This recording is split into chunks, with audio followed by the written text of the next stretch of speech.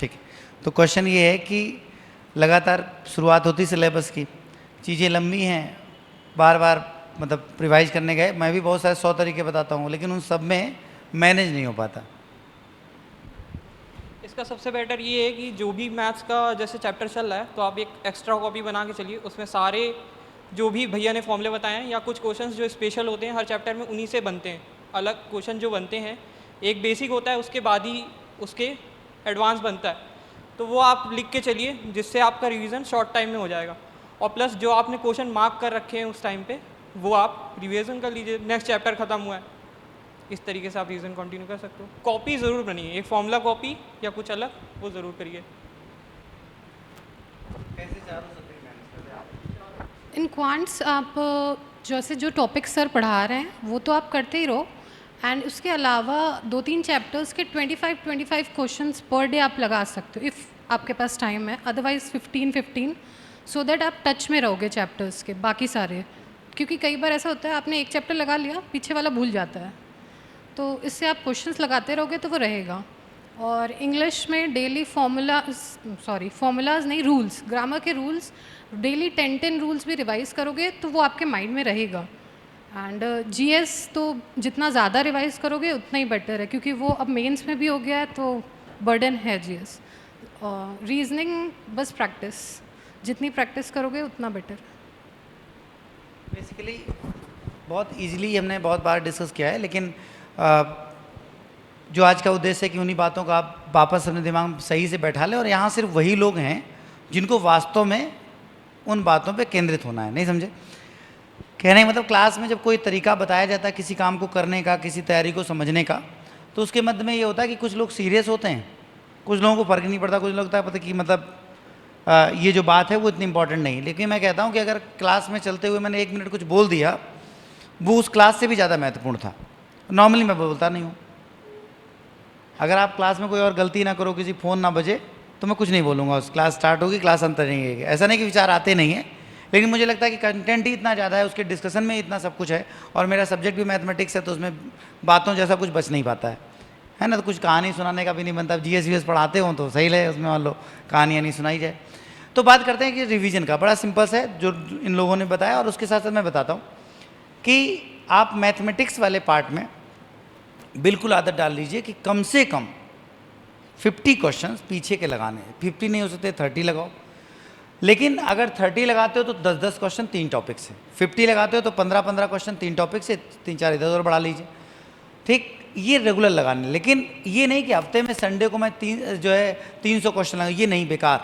आप regular work में आगे बढ़ते रहें, पीछे जो टॉपिक्स आपने पढ़ रखे हैं उनमें आप 10-10 क्वेश्चन भले ही लगाएं, बट जरूर लगाएं। ये नए बच्चों को जरूर करना होता है, जिनका सिलेबस तो आगे बढ़ रहा है, जिनका सिलेबस आगे बढ़ रहा है और पीछे की चीज़ें मिस हो सकती हैं, ये उनको जरूर करना है।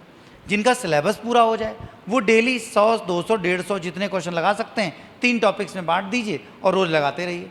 फिर आप पूरा सिलेबस पूरा कर लें तो फिर वापस आ जाएं।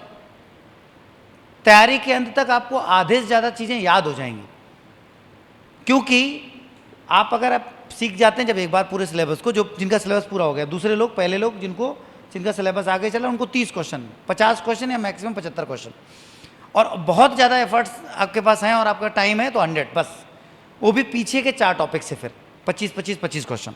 इस तरह से लगातार चलते रहना, आगे आप अपना पढ़ते जाइए और पीछे की चीज़ों को आप साथ साथ में रिवाइज करते जाइए। अब जैसे इसमें बहुत सारे बच्चे होंगे जो 7 AM वाले बैच और 4 PM वाले बैच से होंगे, जिनका अभी स्टार्ट हुआ, अभी उनके पास क्या है रिवीजन के लिए 20 क्वेश्चन, 50 क्वेश्चन। अरे 2 बार रिवाइज करो, ताकि जब टॉपिक इन हो तो वो 6 बार हमारे सामने आ चुके हों, तो जब वो बाद में 10-10 के चक्कर में आएंगे तो आधे से ज़्यादा तो क्वेश्चन याद होंगे हमें। क्वेश्चन याद होना मैथमेटिक्स में कुछ नहीं होता, उनका लॉजिक याद हो जाता है कि इसमें ये लगने वाला फटाक से होने लगता है। धीरे धीरे एग्जाम में जब हम पहुंचते हैं तो वही स्पीड से वहाँ करने लगते हैं। तो ये मैथ्स का पार्ट रहा। तो जिनका पूरा हो रहा है वो 30-30 क्वेश्चन कम से कम, बाकी ज़्यादा की कोई लिमिट नहीं। और जिनका पूरा हो चुका है वो 150 या 200 क्वेश्चन 3 या 4 टॉपिक में बांट दीजिए और रेगुलर लगाइए। 3-4 से ज़्यादा नहीं और 3 से कम नहीं। अगर आप 150 क्वेश्चन लगा सकते हैं अलग से तो 50-50 लगाइए। आप रेगुलर मॉक टेस्ट दे रहे हैं, रेगुलर वो सब कर रहे हैं, वो तो करते रहिए, लेकिन इस तरह रिवीजन करिए। ये पार्ट हो गई बात मैथमेटिक्स की। अगर मैं इंग्लिश की बात करूं, अभी आपके सब क्वेश्चंस के रूप में आंसर होंगे और फिर मुझे जो इस संवाद में कहना होता है वो मैं अलग से समय लूँगा। अभी आप प्रश्नों के के फॉर्म में पूछते जाइए, क्योंकि मुझे जो कहना है वो बहुत गरम है, तो उसमें उसको फॉलो करने में बड़ी हालत ख़राब हो जाती है आदमी की, और वो फॉलो करने के बाद फिर कुछ बचता भी नहीं है, ठीक है। फिर उसके बाद कुछ नहीं रहता, आप जो चाहोगे वो कर लोगे, सिलेक्शन ही नहीं, जीवन में जो चाहोगे वो कर लोगे। तो वो सब बातें हम करेंगे अंत में। तो अभी उसका रहता है अगला सब्जेक्ट रीजनिंग। रीजनिंग में अगर कोई टॉपिक आपका पूरा नहीं है तो आपकी जिम्मेदारी है बुक से, वीडियोज़ से, क्लासेस से, जैसे भी आपने अपना सोच रखा है उसको आप उसको पूरा करें, ठीक, पहला काम। दूसरा, उसके सिर्फ मॉक्स दें। जैसे ही आपने पूरा कर लिया मॉक देना स्टार्ट कर दें। अगर आप सारे सब्जेक्ट हो गए होंगे तो कंप्लीट मॉक दे रहे होंगे, आप सारे सब्जेक्ट नहीं हुए होंगे तो आप केवल रीजनिंग का देने लगी अलग से 25 क्वेश्चन। और इसके लिए कुछ नहीं करना है, आप ऑफलाइन बुक ले आइए, प्रैक्टिस सेट, और उनको सॉल्व कर लीजिए। जरूरी नहीं कि आप ऑनलाइन ही दें, ऑनलाइन का ज़रूरत पड़ेगी, लेकिन जब आप बीच में हैं तब आप ऑनलाइन नहीं भी करेंगे और प्रैक्टिस करते रहेंगे तो चीज़ें टच में रहेंगी। लेकिन अगर आपका सिलेबस पूरा हो गया है तो आप चारों सब्जेक्ट का कंप्लीट मॉक दे रहे होंगे, जिसमें ऑफलाइन ऑनलाइन का मिक्सर कर लें कि कुछ ऑनलाइन और कुछ ऑफलाइन। ऑफलाइन वाले में आप चीज़ों को सही से ग्रैप्स करेंगे, आराम से बात करेंगे, और ऑनलाइन वाले आपके ऑनलाइन की प्रैक्टिस में जमाएंगे। अगर आपको डेली एक मॉक करने की आदत जमानी है तो ऐसा कोई प्लेटफॉर्म ही नहीं है जो आपको 360 मॉक एक साथ में दे सके, क्योंकि तैयारी आपकी चलेगी 1.5 साल, तो आपको मॉक चाहिए 3, 4, 500 कम से कम, और ही नहीं। तो अंततः आपको ऑनलाइन ऑफलाइन का मिक्सचर बना लीजिए कि हमने डिसाइड कर लिया कि 2 हम 3 ऑनलाइन देंगे और 4 ऑफलाइन देंगे। ये सिलेबस पूरा होने के बाद की बात। लेकिन जिनका सिलेबस नहीं भी पूरा हुआ है, वो तैयारी के बीच में हैं, उन्हें हफ्ते में एक मॉक देना चाहिए। जैसे अभी तैयारी शुरू की, 2 महीने हुए, हफ्ते एक मॉक दो।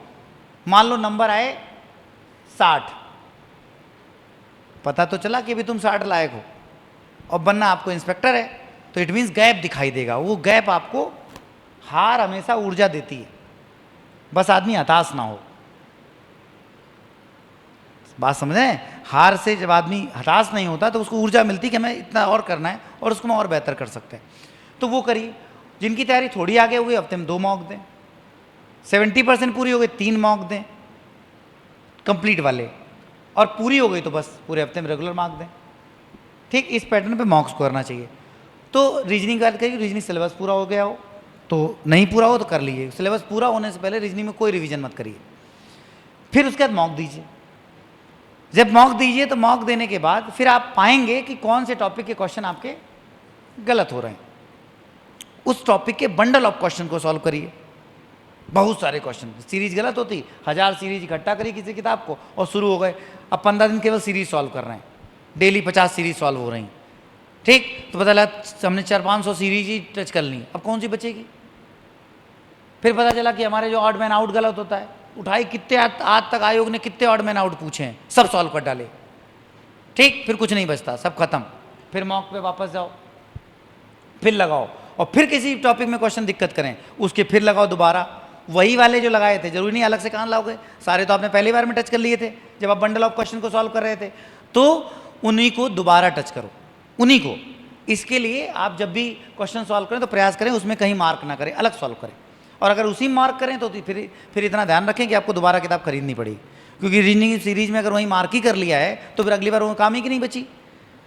तो अगर लगे कि हमें वहीं मार्क करना तो कोई बात नहीं, अगली बार दोबारा किताब ले लीजिए, या उस टॉपिक की जीरोक्स करा लीजिए किसी किताब से कि ये टॉपिक हमें केवल देखना, बाकी मेरी पूरी किताब की ज़रूरत नहीं है। तो ये एक पैटर्न आप रीजनिंग के लिए अपनाएं। फिर मॉक करने जाएं, फिर किसी टॉपिक में दिक्कत तो फिर उसके बंडल ऑफ क्वेश्चंस लगाएं, बस। और तब तक आप कंप्लीट मॉक पे पहुंच जाएंगे, तो फिर वो अपने आप होने लगेंगे वहाँ तक। इसके बाद मैथमेटिक्स का हमने बता दिया, सिलेबस के साथ में जो लोग काम कर रहे हैं वो उस तरह करते रहें, जिनका पूरा हो गया वो कर ही रहे होंगे। नेक्स्ट बात करते हैं हम जीएस की। एक्चुअली जीएस बहुत आराम से करने वाली चीज़ है। आपने इंस्टीट्यूट में पढ़ा, खुद से पढ़ा, जो भी आपका स्वयं का डिसीजन है, ठीक है। आप मैथ्स में भी जैसे नहीं कि जो क्लास में बैठे हो मैथ्स पढ़े हुए हमसे, ऐसा कुछ नहीं। संवाद श्रृंखला लगभग सभी के लिए ओपन होती है। अब जो आते हैं, मान लो अगर कोई स्टूडेंट ऐसा भी हो जिसने हमसे मैथ्स नहीं पढ़ी हो तो वो भी यहाँ बैठा होगा। नहीं, आप हम कह दें कि कल सुबह बैच ज्वाइन करो तभी मैथ्स पूरी होगी ना, आपने कुछ और सोच रखा है, आपकी अपनी स्ट्रेटजी, जो भी कुछ है। तो स्टेप्स क्या हैं? आपने कहीं पढ़ा, आपने बुक से पढ़ा या जैसे भी पढ़ा, आप सबसे पहले तो ये पार्ट पूरा हो जाना चाहिए। ठीक, अब रिवीजन की बात करते हैं। हो सकता है पहली बार पढ़ रहे हो और आपने जीएस को पढ़ना स्टार्ट किया। जब जीएस को आपने पढ़ना स्टार्ट किया तो एग्जैक्टली क्या होता है? एग्जैक्टली ये होता है कि हम जीएस की बढ़िया सी किताब लाते हैं, कलरफुल, जिसमें बढ़िया कलर लगे हों वही वाली लाएंगे, और अगर वो अच्छी नहीं लगी तो दूसरी एक और लाएंगे। ठीक, और फिर कई हो जाएंगी, फिर कुछ दिन बाद उनको सबसे ऊपर रख देंगे। ताकि वहाँ तक मैं स्वयं ना पहुँच पाऊँ, बस ख़त्म। अगली दिवाली में उनकी सफाई। अच्छी किताबें लें एक बार। जीएस ऐसा सब्जेक्ट है जिसमें किताबें बार बार लेनी नहीं पड़ती। जैसे मैथमेटिक्स में अगर आप मेरे पूरे कंटेंट को सिंप्लीफाई कर रहे हैं, सॉल्व कर रहे हैं, उसका कुछ आपको मिलेगा नहीं, कहीं है ही नहीं कुछ, उसमें पूरा है। इसलिए मैं कहता हूँ कि उस कंटेंट को फॉलो कर लिए। मैं किसी किताब को इसीलिए नहीं सजेस्ट कर पाता हूँ क्योंकि किसी किताब में है ही नहीं, सारी किताबों चीज़ों को थोड़ा थोड़ा शॉर्ट करके दिया जाता है, तो कंप्लीटली वो प्रैक्टिस हो जाती है, उसके बाद कुछ बचता नहीं।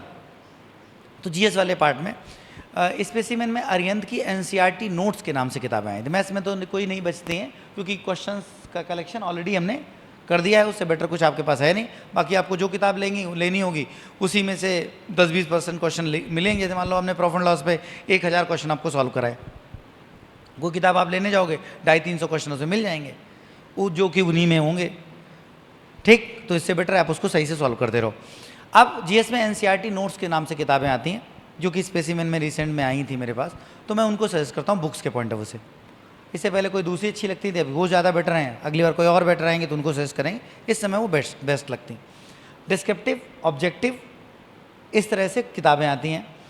एनसीईआरटी नोट डिस्क्रिप्टिव ले लीजिए, एनसीईआरटी नोट्स के नाम से अरिहंत, और किसी राइटर की नहीं, ठीक, क्योंकि सबना मतलब अलग अलग तरीके लिखा है, उन्होंने सबसे सही से लिखा।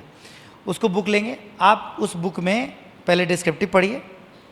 डिस्क्रिप्टिव पढ़ने के बाद 5 आर्टिकल अलग अलग आएंगे, जीएस की एक किताब नहीं आएगी। एक आर्टिकल पहले लीजिए। फॉर एग्जांपल आपने डिसाइड किया कि आप हिस्ट्री लेने वाले हैं, या मान लो आपने डिसाइड किया कि आप ज्योग्राफी ले रहे हैं, तो आपने ज्योग्राफी लिया, उसका डिस्क्रिप्टिव पढ़ा, उसी के ऑब्जेक्टिव सॉल्व किए। इससे पहले अगर आपने कंटेंट कहीं से कोचिंग से या किसी तरह से पढ़ रखा है तो आप डिस्क्रिप्टिव किताब इग्नोर भी कर सकते हैं, मत लीजिए, सीधे ऑब्जेक्टिव पे मूव कर जाइए। ठीक, लेकिन अगर आपको कंटेंट में भी हेल्प चाहिए, आपके नोट्स से आपका काम नहीं चल रहा है या आप उसके पास नोट्स ही नहीं है, तो आपको बुक लेनी पड़ेगी डिस्क्रिप्टिव के लिए। फिर उसी का ऑब्जेक्टिव पूरा प्रॉपर कवर हो जाएगा। Then after previous year questions of SSC, कोई भी किताब जो भी प्रीवियस ईयर में आपको अवेलेबल हो, हिंदी मीडियम में अलग आती, इंग्लिश मीडियम में अलग आती, हिंदी मीडियम में घटना चक्र ठीक आती, इंग्लिश मीडियम में जो आपको ठीक लगे, क्योंकि कोई सेट राइटर उसका अभी तक मुझे मिला नहीं जिसने इंग्लिश के क्वेश्चन का अच्छे से कलेक्शन किया हो। ठीक है, पूरे मतलब घटना चक्र ने पूरे की, यहाँ तक जो आयोग ने पूछा है सब, इसलिए मैं उससे सजेस्ट करता हूँ। तो पहले क्या करना, डिस्क्रिप्टिव पढ़ा, उसी के एमसीक्यू ले लिया एनसीईआरटी ने, उसको पढ़ा, और उसके बाद हमने प्रीवियस ईयर क्वेश्चंस को पढ़ा with the same topic. For example मान लीजिए हमने मिडवल हिस्ट्री में एक हिस्सा डिसाइड किया कि हम ये पढ़ रहे हैं, हड़प्पा पढ़ रहे हैं मान लो फॉर एग्जांपल, तो हड़प्पा हमने पढ़ा एंशिएंट हिस्ट्री में जाके, तो हड़प्पा हमने फिर एमसीक्यू में पढ़ा, उसके क्वेश्चन टिक करे। टिक कभी मत करना बुक में, क्योंकि जीएस की किताबें आप दोबारा लेने को कोई सेंस नहीं। रीजनिंग में तो मैं इसलिए कह रहा था क्योंकि सीरीज वहीं सॉल्व करने में मज़ा आती है, ऑनलाइन एग्जामिनेशन है तो कई बार हमें वो हेल्पफुल रहता है, या फिर हम अगर पेपर लेके सॉल्व कर सकते हैं तो दी बेस्ट है। तो क्या किया आपने, ऑब्जेक्टिव करा, और ऑब्जेक्टिव करने के बाद फिर प्रीवियस ईयर में भी हड़प्पा पढ़ा, तो अब आपको बिल्कुल पैटर्न दिखेगा कि हमने पढ़ा, फिर ऑब्जेक्टिव पढ़ा, कोई चीज़ नहीं समझ में आ रही उसको दोबारा पढ़ा, और उसके बाद अपने प्रीवियस ईयर तक पहुँचे, हड़प्पा कंप्लीट। फिर मान लो आप किसी दूसरी मिडल में आ गए, या कोई मान लो आप मॉडर्न पढ़ने गांधी युग पढ़ रहे हैं, तो गांधी को आपने डिस्क्रिप्टिव पढ़ा, फिर उसी बुक का एमसीक्यू, एनसीईआरटी नोट्स का एमसीक्यू, उसके ऑप्शन सॉल्व किए। उसकी सबसे अच्छी एमसीक्यू की अच्छी खास बात यह है कि उसमें एमसीक्यू के उत्तरों का डिस्क्रिप्टिव आंसर उसी के नीचे लिखा बड़े से बॉक्स में, तो आप जब वहाँ अगर भूल भी गए तो आपको वापस डिस्क्रिप्टिव बुक में जाकर आंसर नहीं ढूंढना पड़ेगा, आपको प्रॉपर वहीं एक्सप्लेनेशन मिल जाएगा, तो वो आपकी मेहनत बहुत कम हो जाएगी। ठीक, कोई किताब अच्छी इसलिए नहीं अच्छी है कि मतलब वो किसी स्पेशलाइज्ड है, की बहुत सारी किताबें आती हैं, मैं कभी नहीं सजेस्ट करता हूँ, जो ठीक लगती है उसकी बात कर रहा हूँ। इसके बाद आपने प्रीवियस ईयर करता, अब आप ये पाओगे कि वास्तव में वो टॉपिक आपका रम गया, लेकिन इसमें लगेगा टाइम, इन सब में लगेगा टाइम। और हम जीएस सोचते हैं कि वैसे जैसे गांव में कहते हैं कि गदेली में राई जम जाए, तो हम सोचते हैं जीएस परसों हो जाए। अरे मैथमेटिक्स में नहीं है ये, मैथमेटिक्स में होता है प्रॉफिट एंड लॉस पढ़ा, प्रॉफिट एंड लॉस आ गया, प्रॉफिट एंड लॉस पेपर में सही होने लगा। जीएस में क्या होता है, पहले पढ़ो और जो पढ़ा अगर वो आया तो सही होगा, और नहीं तो आपके नंबर फिर भी नहीं बढ़ेंगे। इसलिए जब तक वो कंप्लीट नहीं होगा तब तक आपके नंबर प्रॉपर नहीं बढ़ेंगे। अब एग्जाम आपका भले ही 2 महीने बाद हो, बट जीएस को ऐसे पढ़ो कि इसको हम पूरा पढ़ रहे हैं। मैथमेटिक्स में तो कहते थे कि भाई एग्जाम लगाओ जरा, प्रॉफिट लॉस के 50 लगा लेते हैं, भले ये टॉपिक पूरा नहीं है, इसके 100 क्वेश्चन लगा लेते हैं ताकि इसका हमारा रिवीजन हो जाए। लेकिन अगर आपने जीएस में ऐसा किया कि कंप्लीट पढ़ा ही नहीं सही से, और फिर हमने सोचा कि हमारे नंबर बढ़ जाए, नहीं बढ़ेंगे, क्योंकि जब एग्जाम में देने पहुंचोगे तो कुछ और पूछ लेगा तो फिर फंस जाओगे। इसी तरह 5 article, history, geography, polity, economy और साइंस, ठीक, पांचों आर्टिकल्स को आप 10 किताबें होंगी, 5 डिस्क्रिप्टिव, 5 ऑब्जेक्टिव और एक किताब प्रीवियस ईयर की। इसके अलावा कोई दूसरी किताब आपको पूरे सिलेक्शन टेनर में नहीं लेनी पड़ेगी। दूसरी किताबें आ सकती हैं, हो सकता है 6 महीने बाद मैं कुछ और सजेस्ट कर रहा हूँ, बट आपको बदलने की जरूरत नहीं, आप उन्हीं किताबों के साथ रहेंगे। किसी के पास इस तरह की किताबें हैं, मान लो आप लेने जाएं और आपको लगे इस तरह की मेरे पास दूसरी किताब है, तो मत बदलिएगा, नहीं है तो ये ले लीजिए, ठीक। अब आप क्या करें, उसको फॉलो करें। फॉलो करने के बाद पूरा इसी तरह लगातार 5 आर्टिकल्स को फॉलो करें। अगर आप बहुत डेडिकेटली मेहनत करेंगे और समय देंगे तो 6 महीने फिर भी लगेंगे, और कहीं थोड़े ढीले रहे तो 1 साल, ठीक। तो ढीले मत रहिएगा, थोड़ा डेडिकेटली करिए और पूरा हो जाए फिर रिवीजन में आ जाओ, क्योंकि सिलेबस पूरा होने से सिलेक्शन तो हो नहीं जाएगा, और सिलेक्शन जब हो जाएगा तो आप कोई सब समझाने की आवश्यकता ही नहीं पड़ेगी। तो आप उसको पूरा फॉलो करते हुए आए। अब जब आपने पूरा फॉलो कर लिया तो हो गए। करंट लगातार करनी है। करंट एक ऐसा पार्ट है जिसको आप सोचें कि एग्जाम के समय कर लेंगे, एग्जाम जब आएगा तो कर लेंगे, कुछ नहीं समझ में आएगा। करंट एक ऐसा पार्ट है जिसको आप लगातार करते रहें, प्रॉपरली पढ़ें। न्यूज़पेपर देख सकते हैं दी बेस्ट, और यूट्यूब के चक्कर में बिल्कुल ना पढ़ें। अगर आप इसके लिए करंट लिए 1.5 घंटे में 10 क्वेश्चन होंगे जिनको आप 10 मिनट में रिवाइज कर सकते हैं। अच्छा, अब आपकी क्षमता ही नहीं 10 मिनट देने में रिवाइज करने की, मतलब आप न्यूज़पेपर देखना ही नहीं चाहते तो 2-2 घंटे। भाई सिंपल सी बात है, अगर आप उसको स्वयं सही तरीके से कर नहीं सकते तो आप जो कर रहे हो वही ठीक है भाई, पढ़े रहो यूट्यूब वीडियो। लेकिन एग्जैक्टली क्या होगा कि वहाँ उस समय बड़ी मज़ा आती है और बाद में वो साफ़ हो जाते हैं। इसलिए प्रॉपर न्यूज़पेपर से न्यूज़ेज फॉलो करें, करंट की मैगजीन फॉलो करें, कोई एक जो आपको अच्छी लगेगी, सबसे बढ़िया हमें लगती है इसको हम फॉलो करेंगे। न्यूज़पेपर रेगुलर, मैगजीन मंथली, ये फॉलो करते रहें। एग्जाम आपका चाहे अगले साल हो चाहे 6 महीने बाद हो, ये लगातार चलता रहेगा। जब नज़दीक एग्जाम आ जाए तो आपने मैगजीन्स में हाईलाइट किया होगा, न्यूज़पेपर तो इतने नहीं समेट पाते हैं, लेकिन मैगजीन में आपने हाईलाइट किया होगा या न्यूज़पेपर की हाईलाइटिंग रख दी होंगी। जब एग्जाम नज़दीक आपको पता है कि इस तारीख से लेकर इस तारीख तक की करंट है, 6 महीने की आ रही, 3 महीने की आ रही, आपने पलटना स्टार्ट किया। मैं सीरियसली कर रहा हूँ, 1 हफ्ते में आप रिवाइज कर लोगे, क्योंकि आपने पहले उसको पढ़ा होगा। अच्छा, अगर आप ऐसा नहीं करते तो और आपका आगे एग्जाम लगाए तो एग्जाम के लिए आप भरपूर ताकत लगाइए, लेकिन ये एक सही पैटर्न है जिसको आपको फॉलो करना चाहिए, ठीक। इस पैटर्न से जब आप इसको पूरे टेनर को कंप्लीट कर रहे हो करोगे तो आपको दिखेगा कि चीज़ें कर रहे हैं। इसमें ये पार्ट बिल्कुल नहीं कि आप कहीं पढ़ ना रहे हो, ऐसा कुछ नहीं। आप पढ़ रहे हो, बहुत अच्छी बात। नहीं पढ़ सकते तो ये तो भी फॉलो करिए, पढ़ रहे हैं तो भी फॉलो करिए। पढ़ना बेनिफिशियल होगा, मतलब अगर आप जीएस का कहीं कोचिंग ले रहे हैं, कहीं क्लास ले रहे हैं, किसी भी तरह से कर रहे हैं आप, तो वो कहीं जो है नुकसानदायक नहीं, वो और हेल्पफुल होगा, ठीक। उसी पैटर्न पे चलिए। मान लीजिए आप पढ़ रहे हैं कोचिंग, तो वहाँ आपने जीएस का पोर्शन में हिस्ट्री कंप्लीट करी, तो पहले हिस्ट्री की किताबें पढ़ के ऑब्जेक्टिव सॉल्व कर डालिए। ऑब्जेक्टिव चीज़ों को चमकाएगा। जब आपने पढ़ा है तो हो सकता है डिस्क्रिप्टिव आपने इतना अच्छे से पढ़ रखा है कोचिंग इंस्टीट्यूट में कहीं भी जी कि आपको डिस्क्रिप्टिव किताब को पढ़ने की जरूरत नहीं, तो मत लीजिए, अब सीधे ऑब्जेक्टिव से मूव कर जाइए, 1 स्टेप आपका कम हो गया, ठीक। तो जैसे भी कर रहे हैं उसको इस तरह करिए, ये पार्ट उसमें ऐड कर दीजिए। आप सीरियसली ये पाएंगे कि जब 6 मंथ बाद इस पैटर्न को पूरा करें तो जीएस के लिए जो रोना रहता है वो नहीं रहेगा। लेकिन वो परसों नहीं पूरा होगा कि आपने डे आफ्टर टुमारो देखा कि हमारी ये समस्या दूर हो जाए, ये नहीं होने वाला है, ठीक। सब्जेक्टिव डिस्कशन में अगर मैं इंग्लिश की बात करूं तो इंग्लिश लैंग्वेज है जिसमें कुछ रूल्स हैं जिनको बार बार रिवाइज करना पड़ेगा, वोकैब्स हैं उनको बार बार पढ़ना पड़ेगा। अच्छी किताबें कोई फॉलो नहीं करना चाहता। जैसे युग युगांतर तक लंबे समय तक चलने वाली वोकैब की किताब नॉर्मन लुइस, और उसी राइटर की एक बुक आती थी 6 डेज, ये हम अपने समय से देख रहे हैं और आगे भी वो सबसे सही रहेंगे। होता क्या है, उस रूट वैल्यू को, रूट मतलब वर्थ की बुक्स को ना पकड़ करके हम उसके ऊपर की छनी हुई चीज़ें चाहते हैं कि ये किताब लेते हैं, इसमें सब वोकैब लिखी। अरे सबसे बढ़िया तो ऑक्सफोर्ड की डिक्शनरी ले लो, उसमें लिखी सब, याद करके दिखाओ तो जाने। प्रॉब्लम वोकैब के लिखे होने से थोड़ा ना, प्रॉब्लम है कि वोकैब हमें समझ आए। वोकैब रटने की चीज़ है, सच है, लेकिन इसमें 50% पार्ट समझने का भी है। पहले वोकैब को समझा जाता तब वो याद होती, ठीक। जब वोकैबुलरी बैच हम लोग स्टार्ट करते हैं तो इसलिए स्टार्ट करते हैं कि नॉर्मली 6 डेज की जो बुक्स हैं ये 2-3 महीने तक लगातार उनको पढ़ाया जाता है, तो वहाँ से आपको इंग्लिश की रीडिंग और वोकैबुलरी याद होती है। तो यहाँ तो अभी नहीं, इस वोकैब जब आएगा तब आप अपना देखिएगा, सूचना मिल जाएगी टेलीग्राम चैनल से।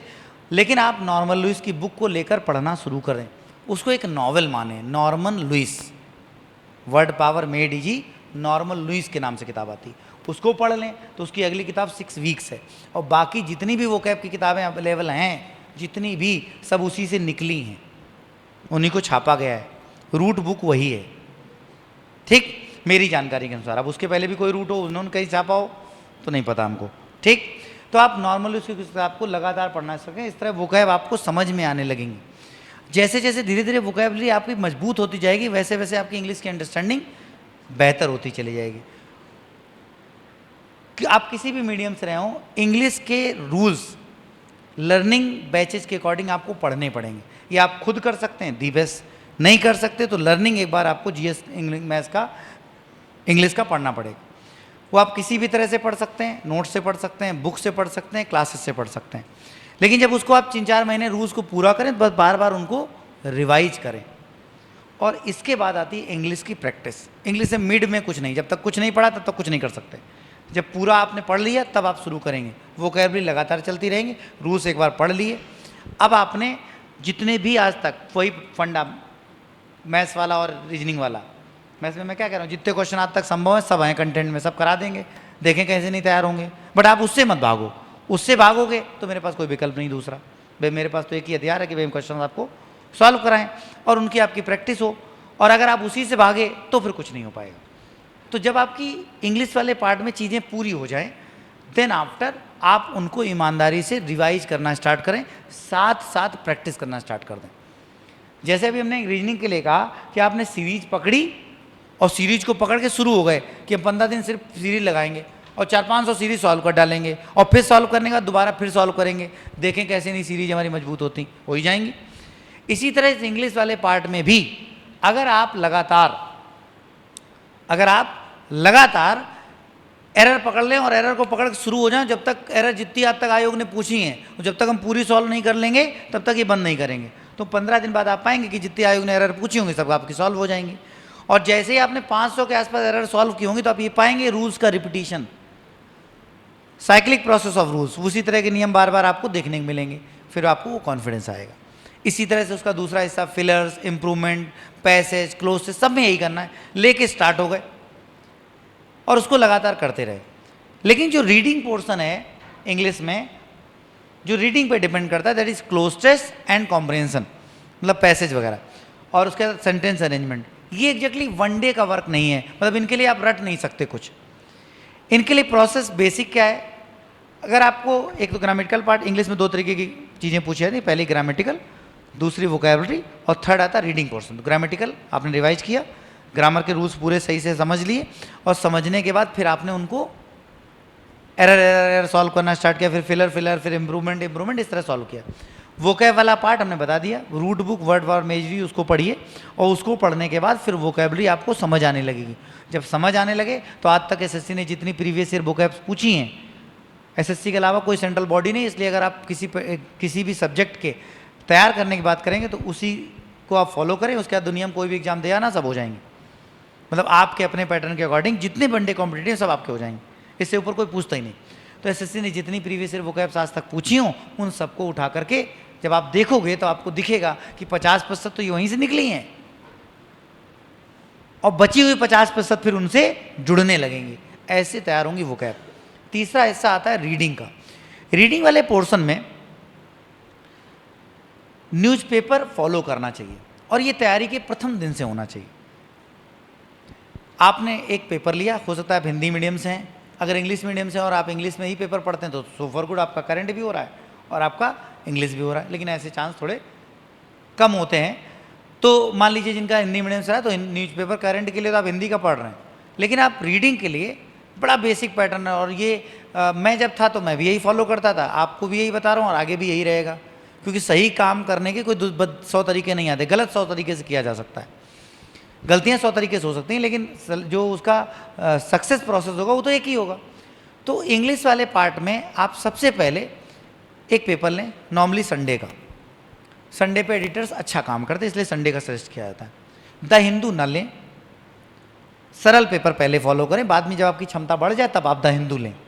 ठीक, जैसे आपने मतलब टाइम्स ऑफ इंडिया ले लिया, द इंडियन एक्सप्रेस ले लिया, एक पेपर ले लिया, उस दिन का पेपर उसी न्यूज, जो न्यूज आप उसमें पढ़ने जा रहे हैं उसी सेम न्यूज को आपने हिंदी में भी पढ़ना है। ठीक, उस न्यूज समझ में आया कि मान लो ये घटना है, इसकी न्यूज हम पढ़ रहे हैं, वो करंट के लिए नहीं है, फॉर योर रीडिंग एबिलिटी। तो आपने उसको देखा कि ये न्यूज है और इसको हम अब पढ़ने जा रहे हैं, तो पहले उसको हिंदी में समझ लिया कि घटना क्या थी, सेम पेपर में आई होगी सेम डे, उसको फिर पूरा पढ़ें, 1 पैरा 2 पैरा जितना भी आप पढ़ सकते हैं। आप डिसाइड कर लें कि मैं आधे घंटे इसको रीडिंग में दूंगा, पेपर रीडिंग में, half an hour paper reading में हम देंगे, और जैसे half an hour paper reading हो जाए बस बंद कर दें। हम आधा पहले दिन आप पाएंगे आप 6 लाइनें समझ पाएंगे, ठीक, आधे घंटे में। फिर एक दिन ऐसा भी आएगा कि पूरा पेपर पर समझ लेंगे, पूरा पेज आधे घंटे में। ये डिपेंड करेगा आपके टाइम पर। तो लेकिन आप भले 4 लाइनें पढ़ें, लेकिन उनका पूरा मतलब आपको समझ में आए। वोकैब का एग्जैक्ट मतलब भले ना समझ में आए, रीडिंग की बात कर रहा हूँ, लेकिन एग्जैक्टली आपको पूरा सेंटेंस समझ में आए, इसका ये मतलब है।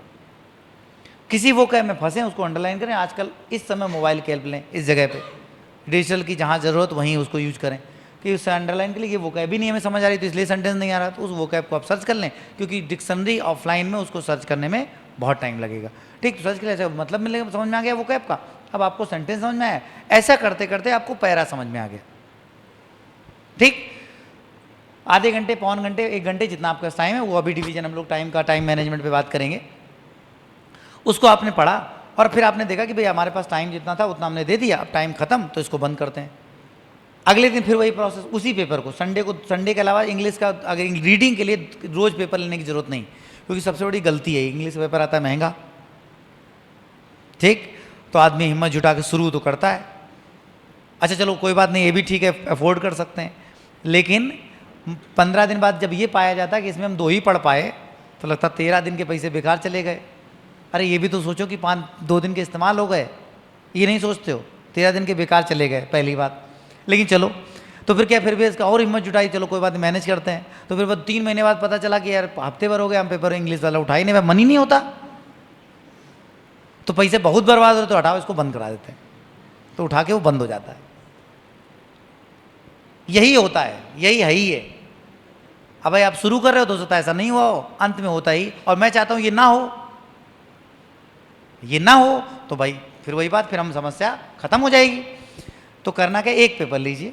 अगर आप कभी किसी हफ्ते नहीं भी पढ़ पाओगे तो आपको ये नहीं लगे कि आपका बहुत नुकसान हो गया। संडे का एक पेपर लीजिए, उसको फॉलो करिए पूरे हफ्ते। हो सकता है कि उस पूरे हफ्ते में आप उसके 2 पेजेस कंप्लीट कर पाए हों, उसके बाद उसको हटा दीजिए और अगले संडे को नया ले लीजिए। ठीक, और फिर उसको शुरू हो जाइए। 3 लाइनें भी रोज समझना, लेकिन रोज समझना। मैं गारंटी लेता हूँ एक दिन ऐसा जरूर आएगा कि जब आप पेपर को फ्लो में समझने लगेंगे। आप एग्जैक्ट वोकैब का मतलब पेपर में भले ना बता पाएं, लेकिन आप उस पैसेज को जब पूरा पढ़ेंगे तो आप बिना हिंदी की न्यूज़ देखे ही समझने लगेंगे 100%। लेकिन ऐसा ना करिएगा कि एक दिन बहुत ज़्यादा टाइम देने के चक्कर में 2 घंटे पेपर पढ़ रहा है, अगले दिन 10 मिनट भी नहीं बचे। ये डिसाइड करिए आधे घंटे हम इसको देंगे। ठीक, वो काम पूरा करके अगला काम, वो काम पूरा करके अगला काम। इस काम को टाइम मत डालिएगा कि 11:30 से 12:30, ये गलत है। आधे घंटे हम इस काम को देंगे। हमारे पास पूरे दिन में 12 घंटे हैं, हमने क्लासेस वगैरह हटा के 8 घंटे सेल्फ स्टडी को सोच रखा है। आधे घंटे हम इसको देंगे, ये नहीं कि 11:30 12:30 देंगे ना, आधे घंटे इसको देंगे। जब आप 8 घंटे को बांटोगे तो एग्जैक्टली वर्थ समझ में आएगी, और जिस दिन समय बर्बाद करोगे तो पता चल जाएगा। अब होता क्या है, 11:30 बज गए, पेपर का टाइम तो 11 से 11:30 था, 11:30 गए निकल, पेपर कैंसिल, पेपर कैंसिल हो गई। समस्या यहीं से शुरू होता है सारा कार्यक्रम। हम रूटीन, हम प्लान बनाते हैं टाइम लिख लिख कर। सुबह उठेंगे 5:30, 5:30 बजे 6 बजे हम रेडी हो जाएंगे रूटीन वर्क के बाद। 6 बजे के बाद हम ये 6 से 7 ये करेंगे, 7 से 8 ये करेंगे। तो आधा टाइम तो हम घड़ी देखते हैं, 7 बज गया जी शुरू, अच्छा देखें 8 तो नहीं बज गया, हमें बुकैप देखनी थी। ठीक, और किसी दिन अगर सोने में लेट, मतलब लेट हो गया है, कोई वजह हो गई, और उठे देर से, जब उठे देर से तो शाम को क्या था, पढ़ना था कितने बजे तक, मान लो 10:30 बजे तक, तो 10:30 बजे फिक्स था कि हम इंग्लिश मैथ के क्वेश्चन लगा के बंद कर देंगे। नींद आ नहीं रही, लेकिन 10:30 बज गए, तो मैथ तो बंद हो जानी चाहिए, नींद आए चाहे ना आए, नींद आए और चाहे ना आए, लेकिन मैथ बंद करो पहले, क्योंकि इसका 10:30 का काम हो गया है। अरे दुश्मन थोड़ी ना है, उसी से सिलेक्शन लेने वाले हो भाई, है कि नहीं।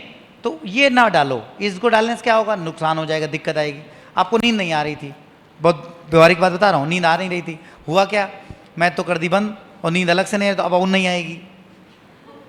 ठीक, हो सकता है सोने में देर हो गई, या आपने अपने समय को कहीं और बर्बाद करने का प्लान कर लिया। ठीक, अब जब समय बर्बाद हो गया तो सुबह तो आँख खुलेगी नहीं। अब सुबह आँख जब नहीं खुली तो हुआ क्या कि टाइम था 6:30 बजे से लेकर 7 बजे तक पेपर पढ़ने का, फॉर एग्जाम्पल, ठीक। अब आँख खुली 7 बजे, तो 1 घंटा पूरा कट। तो क्या क्या कट हुआ? पेपर कट, और हो सकता है कि उस समय आपने सोचा हो कि मैं मैगजीन पढ़ूंगा आधे घंटे, उसके बाद वो भी कट। और शुरू करो कहाँ से? इंग्लिश से शुरू करो, उसका टाइम है 8 बजे का, तो 8 बजे तक कहानी खत्म। चाय भी सही से पी लेते हैं आज, अब लेट तो हो ही गया है, ठीक। इसकी जगह ऐसा ना करें, इसकी जगह टाइम डालें। पूरा दिन का लिख लिया, मुझे 8 घंटे सेल्फ स्टडी करनी है, 7 घंटे सेल्फ स्टडी करनी, आधे घंटे ये करेंगे, 15 मिनट ये करेंगे, 1 घंटे ये करेंगे, 2 घंटे ये करेंगे, एक्सेट्रा एक्सेट्रा। एक एक काम होता जाए, उस दिन का टिक लगाते जाओ, ठीक। अगर आपने बीच में समय बर्बाद होगा तो 10:30 तो हो जाएंगे, काम खत्म नहीं हुए होंगे, समझना मेरी बात। 10:30 तो हो जाएंगे। अरे आदमी घर से लेट निकला तो लेट पहुंचेगा, तो अगर सुबह देर से उठे होगे तो काम तो सारे फिक्स हैं, काम पूरे करने हैं। 10:30 बज गया, काम पूरा नहीं हुआ, तो अब आप सोने का इंतजार नहीं करो, काम खत्म करने का इंतजार करो कि खत्म कर लें, फिर हम सो जाएं। अगले दिन से जल्दी उठ के समय से स्टार्ट करेंगे ताकि हम देर ना हो। जैसे बैच अगर 7 बजे से 7:10 हो तो मुझे ये चिंता है कि अगला बैच 8:30 पे है, अब ये 10 मिनट लेट स्टार्ट हुआ, चलो आज जो है देर से छोड़ दें, कल से ध्यान रखेंगे समय से स्टार्ट हो जाए, ऐसा हो जाए। नॉर्मली ऐसा होता नहीं है, लेकिन मान लेते हैं किसी बैच में अगर कोई किसी मतलब कुछ रीजन अनजेन्युइन है, कुछ रीजन जेन्युइन है, तो 90% तो रीजन जेन्युइन है। मान लो हम गए पेरेंट्स को मिलने आ गए संयोग से, अब उनको नहीं कराया जाता। बाकी बच्चों को तो रूटीन पता होता है कि इस समय मिलना है, इस समय नहीं मिलना है। या कोई ऐसा चैलेंज आ गया जिसमें हमें 5 मिनट चले गए तो क्लास 5 मिनट लेट हो गई, ठीक है।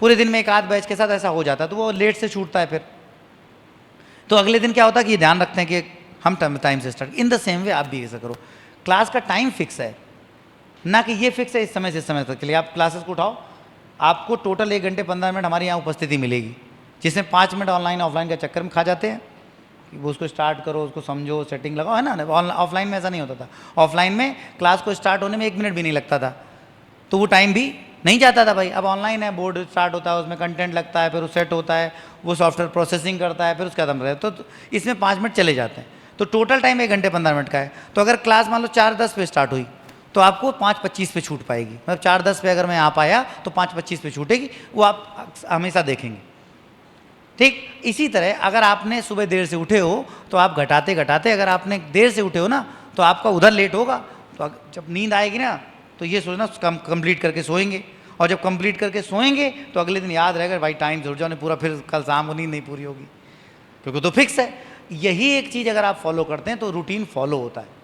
हम क्या करते हैं, हम टाइम लिख लेते हैं, टाइम लिखते हैं तो दिक्कत आती है। किसी ने कुछ काम बता दिया, किसी ने कुछ काम बता दिया, आप जबरदस्ती उसमें इन्वॉल्व हो गए 1 घंटे, तो जब 1 घंटे इन्वॉल्व हुए तो आपने क्या किया, उस चीज़ को ही कट कर दिया कि 1 घंटे मेरा टाइम था मॉक टेस्ट सॉल्व करने के, मॉक टेस्ट कट, क्योंकि आज तो हम दलिया बना रहे थे फॉर एग्जाम्पल, ठीक है।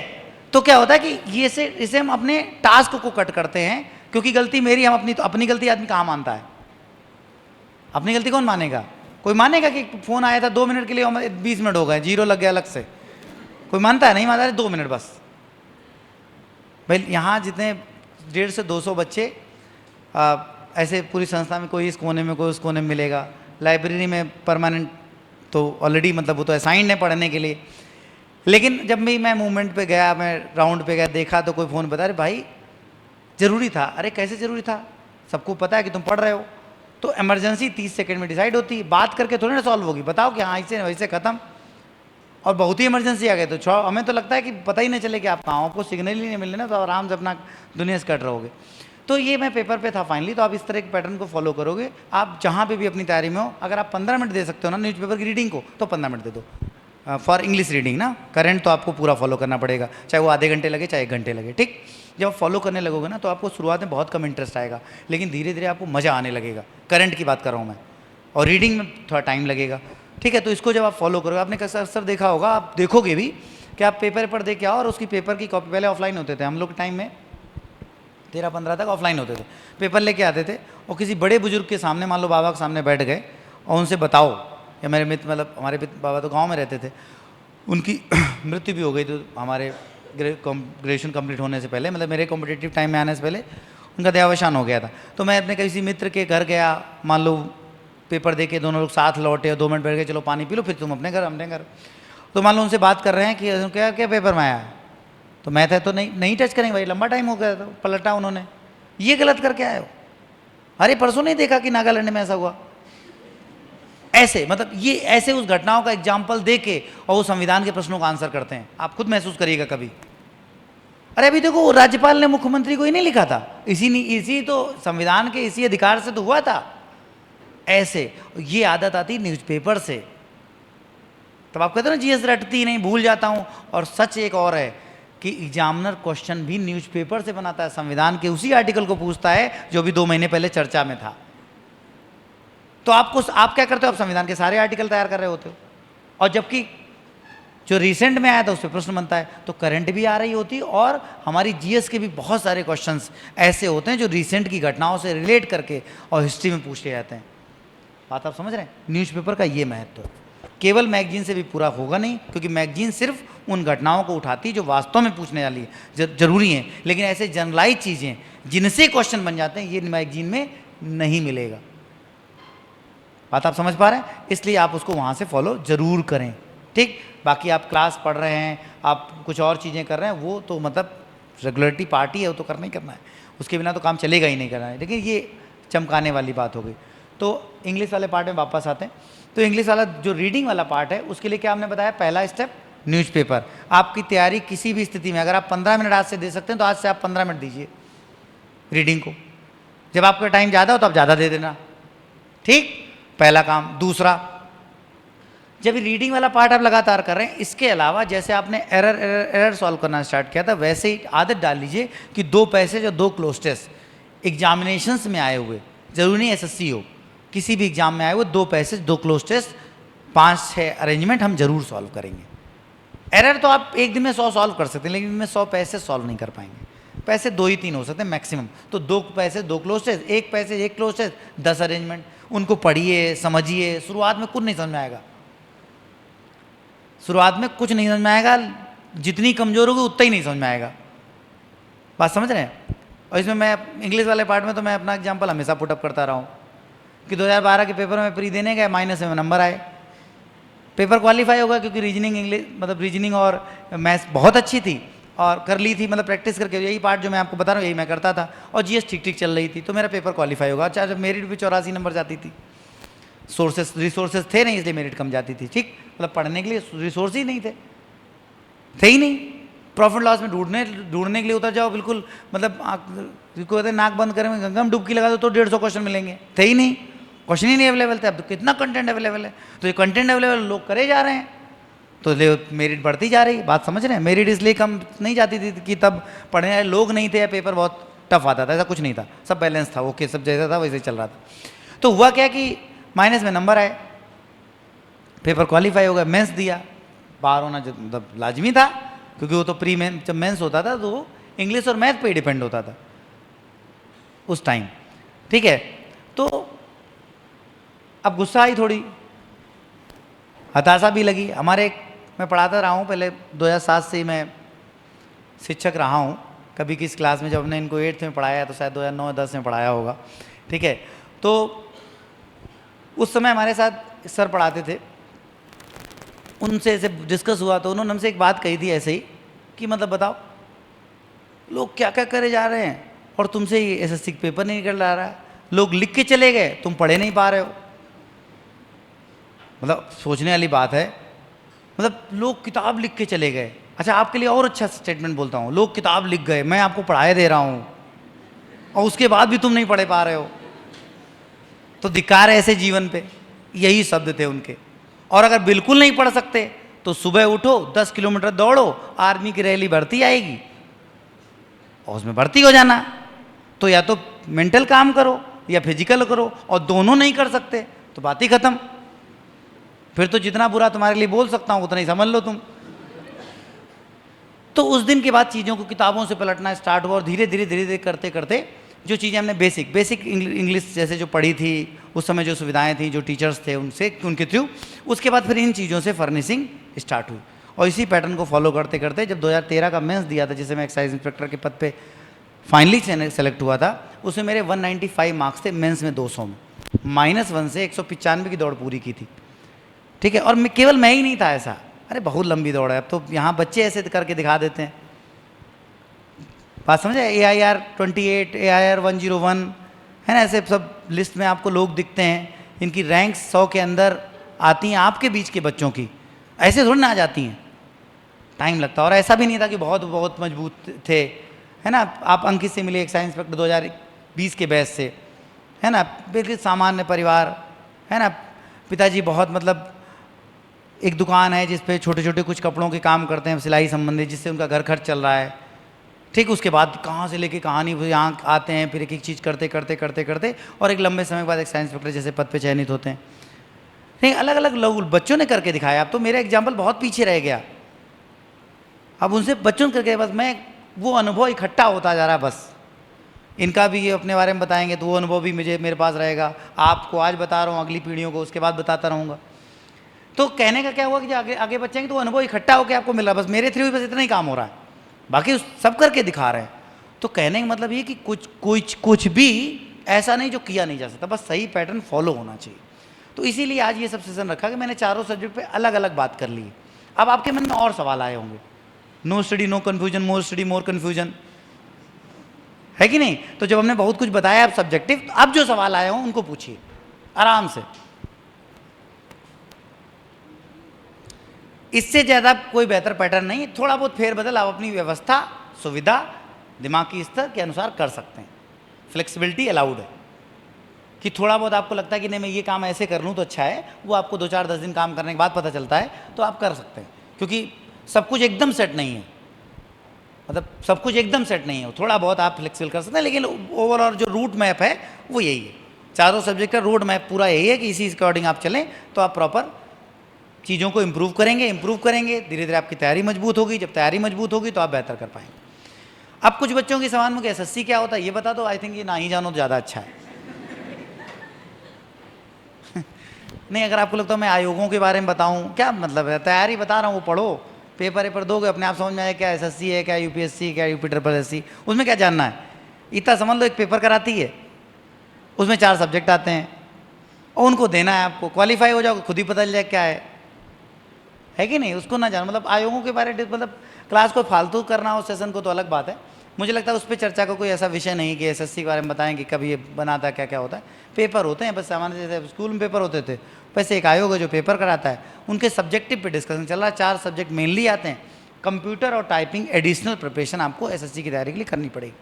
अगर कंप्यूटर में आपको बिल्कुल जानकारी नहीं है तो मेरी सलाह है कि आप अपने घर के आसपास किसी एक इंस्टीट्यूट में 2 महीने जरूर चले जाइए, जरूर चले जाइए। अगर आपको बिल्कुल नहीं, अब आपको लगता है कि कंप्यूटर बंद कर दें, कोई कह दे कि कंप्यूटर बंद कर दो, बड़ा कॉमन एग्जांपल है, कोई कह दे कंप्यूटर बंद कर दो तो आप मेन स्विच ढूंढते हो कहाँ है, जरा बंद कर दें इसको।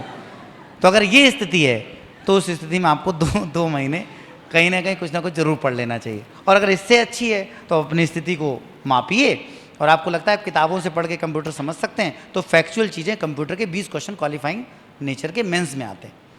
ठीक, पैटर्न बदल गया पिछले 2022 से, तो उस पैटर्न के लिए आपको वो जानकारी होनी चाहिए।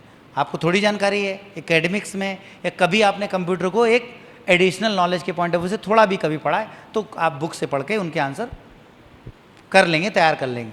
और अगर आपने बिल्कुल नहीं आता है तो फिर चीज़ें बहुत कठिन हो जाएंगी। तो आपके पास अभी टाइम होगा, तैयारी आप शुरू कर रहे होंगे तो अब 2 महीने जब भी मौका मिले घर के नज़दीक जो भी इंस्टीट्यूट बेसिक कंप्यूटर नॉलेज जिसमें MS ऑफिस तैयार हो जाए, इंटरनेट और एक्सप्लोरर वगैरह में थोड़ी जानकारी मिल जाए, थोड़ा बहुत वो और ईमेल वगैरह मैनेज करना उसी से संबंधित सिखा दें, फिर उसके बाद आपका एक लेयर बन जाएगी जिस पे आप खड़े हो पाएंगे। ठीक, टाइपिंग तो ऐसा खेल है कि ये शुरू में जो बच्चा होता है उसको एक बॉल दे दो, उससे कह दो सही से खेल लो तो खेलने लगेगा, धीरे धीरे वो और स्पीडअप बना लेता है। लेकिन अगर मान लो हमारी से उम्र में कभी बॉल ना खेली हो तो कहाँ खेल पाएगा बताइए। तो बेसिकली इतनी सी बात, टाइपिंग एक ऐसा पार्ट है जो तब होता है जब हमको कुछ भी करने में कोई दिक्कत नहीं। बच्चे से कह दो कि जरा बॉल इधर उधर फेंको, 2 दिन फेंकता रहेगा क्योंकि उसमें उसको लॉजिक नहीं लगाना है। तो जब आप तैयारी स्टार्ट करते हैं, अगर आपकी टाइपिंग कंप्लीट नहीं है, टाइपिंग आपको नहीं आती है, स्पीड आपकी नहीं है 30 से 35 की कम से कम ये प्रिपरेशन में, तो आपको तैयारी के आरंभ में जो भी बच्चे तैयारी कर रहे हो, मेरी सलाह है कि आजकल तो बड़े अच्छे सोर्सेस हैं, बड़े सिंपल मोबाइल का ब्लूटूथ कीबोर्ड आता है, उठा के उसमें लगा दो और उसके बाद एक छोटे से टाइपिंग के जो है सॉफ्टवेयर्स आते हैं, ऐप्स आते हैं, उन पे उठा के शुरू हो जाइए। आपके पास कोई टाइम प्रेशर नहीं, जब आपको लगे कि आपके पास टाइम है, एक टाइम शेड्यूल में उसको डाल दिए कि 20 मिनट आधे घंटे हम टाइपिंग करेंगे। आप पाएंगे 2-3 महीने बाद आपकी स्पीड ठीक हो जाएगी, उठा के बंद कर दीजिए, जब एग्जाम आएगा तब दोबारा प्रैक्टिस कर लेंगे। हो गया ख़त्म। क्योंकि टाइपिंग ऐसा काम है जो इलॉजिकल है। अच्छा, इलॉजिकल काम तब नहीं होगा जब आपकी तैयारी चरम पे होगी, होगा ही नहीं, क्योंकि आपका दिमाग तो मैथ्स, जीएस, रीजनिंग, इंग्लिश में घूम रहा होगा, तो आपको कैसे मन लगेगा टाइपिंग में। इसीलिए टाइपिंग उस समय हमारे लिए बहुत बड़ा चैलेंज बन जाती है। टाइपिंग चैलेंज नहीं है, टाइपिंग इलॉजिकल काम है। उंगलियां अपने आप चलने लगें, अब चलने कब लगें, लॉजिक तो लग ही नहीं रहा, वो तो प्रैक्टिस से आती है चीज़ें, लॉजिक कुछ नहीं उसका। तो वो हमारी जब तैयारी चरम पे होती है तब हम सोचें कि हम अपनी टाइपिंग की स्पीड 40 कर ले मेहनत करके, तो होगी नहीं, और हो तो जाएगी, असंभव तो कुछ है ही नहीं, लेकिन उसमें आपको ज़्यादा तनाव लेना पड़ेगा। ठीक, तो जो मतलब उस दौर से गुजर चुके हैं, मजबूरी नहीं ध्यान दिया या नहीं किसी ने बताया या नहीं सुना, तो चलो कोई बात नहीं, लेकिन जो अभी इस क्लास में हैं, जिनकी तैयारी अभी स्टार्ट हुई है, ठीक है, उनके पास टाइम है कुछ भी इलॉजिकल कर लेने का, तो वो अभी टाइपिंग जरूर कंप्लीट कर डालें, 30+ की स्पीड करके छोड़ दें, कम से कम एक लैंग्वेज तो कर ही लें इंग्लिश की। फिर मान लो कल को लगा कि हमें हिंदी भी करनी है, कोई ऐसा एग्जाम देना है जिसमें हिंदी की टाइपिंग आवश्यक है, तो फिर वो हो जाती हैं, क्योंकि आपको करना आ जाता है। ठीक, अब डाउट्स, क्वेश्चन से मैं एक एक सब्जेक्ट करके बता दिया। प्रीवियस ईयर मैक्सिमम सिलेबस में प्रीवियस ईयर पहले फॉलो करना होता है, उसके ऊपर बाद में चीज़ें बढ़ जाती। बस जीएस वाले पार्ट में प्रीवियस के साथ साथ हमने कुछ चीज़ें और बताई, ठीक, उनको जरूर फॉलो करिए। अब बताइए प्रश्न।